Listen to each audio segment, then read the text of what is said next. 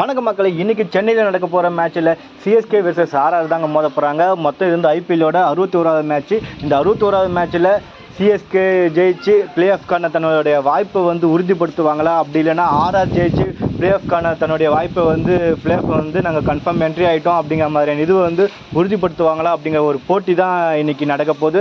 கண்டிப்பாக இந்த போட்டி மிகப்பெரிய அளவில் ஒரு எதிர்பார்ப்பை தான் கூட்டியிருக்குன்னு சொல்லலாம். எதுக்காகனா தோனியோட கடைசி போட்டியாக சென்னையில் இந்த போட்டி இருக்கலாம் அப்படிங்கிற மாதிரியான ஒரு விஷயம் பேசப்படுது. அது மட்டும் இல்லாமல் தோனிக்கு கடைசி ஐபிஎல் தொடராகவும் இது அமையலாம் அப்படிங்கிற ஒரு விஷயமும் இந்த தொடர் ரொம்பவே பரபரப்பாக பேசப்பட்டு கொண்டிருக்கிறதுன்னு நம்ம சொல்லலாம். அது மட்டும் இல்லாமல் இன்றைக்கி சென்னையில் நடக்க போகிற மேட்ச்சில் சென்னைக்கு மிகப்பெரிய தலைவலியாக இருக்கிறது எதுன்னு பார்த்தீங்கன்னா பவுலிங் தாங்க. பவுலிங்கில் சென்னை மிகப்பெரிய அளவில் நம்பிட்டு இருந்து யாருன்னு பார்த்தீங்கன்னா முஸ்தபிர் ரஹ்மானும் அதுக்கப்புறம் பதிரானாவும் தான். ரெண்டு பேருமே அவங்க நாட்டுக்காக விளையாடுறதுக்காக கிளம்பி போயிட்டாங்க.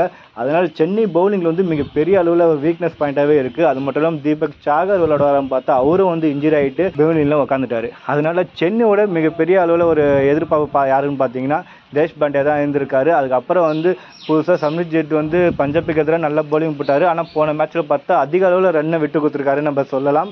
அதுக்கப்புறம் பார்த்தீங்கன்னா புதுசாக வேறு யாராச்சும் உள்ளே கொண்டு வராங்களான்னு பார்த்தா மிகப்பெரிய ஒரு கேள்விக்குறியாக தான் இருக்குது.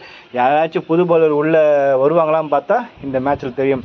அதுக்கப்புறம் பார்த்தீங்கன்னா பேட்டிங்கில் ரகானை சுத்தம் படும் மோசமாகவே விளையாடிட்டு இருக்காருன்னு தான் சொல்லணும். அது மட்டும் இல்லாமல் போன மேட்ச்சில் சச்சின் ரவீந்திரா அநியாயத்துக்குன்னே ரன் அவுட் பண்ணி விட்டாருங்க. அது மட்டும் இல்லாமல் இருந்தால் கூட போட்டியில் போன மேட்ச்சில் ஏதாவது ஒரு மாற்றம் நிகழ்ந்துற வாய்ப்பு இருக்குது. ஏன்னா சச்சின் ரவீந்திராவுடைய பேட்டிங்கோட ஸ்ட்ரென்த் அப்படி அவர் நிற்க அடிக்க ஆரம்பித்தாலே எல்லாமே 4-6 மட்டும்தான் போகும். அந்த அளவுக்கு ஒரு ஸ்ட்ரைக் ரேட் உள்ள ஒரு ஆள் தான்.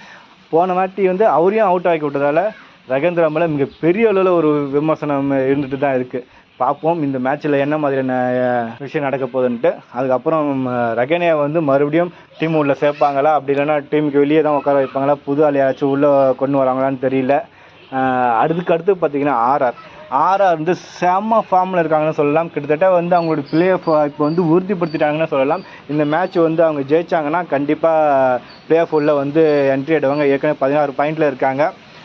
அதோட ஆர்ஆரோட மிகப்பெரிய ஒரு பலம் பார்த்தா சஞ்சு சாம்சன் வேறு லெவலில் பேட்டிங் பண்ணிட்டு இருக்காரு. அதுக்கப்புறம் ஜோஸ் பட்லர் இருக்காங்க, ரியான் பராங் இருக்காங்க. வேறு லெவலில் அவங்க பேட்டிங் ஆர்டர் இருக்குது.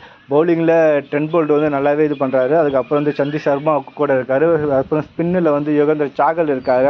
இது மாதிரியான பல்வேறு ப்ளஸ் பாயிண்ட்டோட ஆர்ஆரை விளையாடிட்டு தான் இருக்காங்க. கண்டிப்பாக இந்த மேட்ச்சில் அவங்க ஜெயிச்சு தன்னுடைய பிளே ஆஃபை கன்ஃபார்ம் பண்ணிப்பாங்க அப்படிங்கிற ஒரு உறுதியில் தான் அவங்களும் டீம் உள்ள இறங்கிறதுக்கான வாய்ப்பும் இருக்குது. அதனால் இன்றைக்கி நடக்க போகிற சென்னை மேட்ச்சில் பரபரப்புக்கு பஞ்சம் இருக்காது. கண்டிப்பாக மிகப்பெரிய அளவில் எதிர்பார்ப்பு இருக்கும்.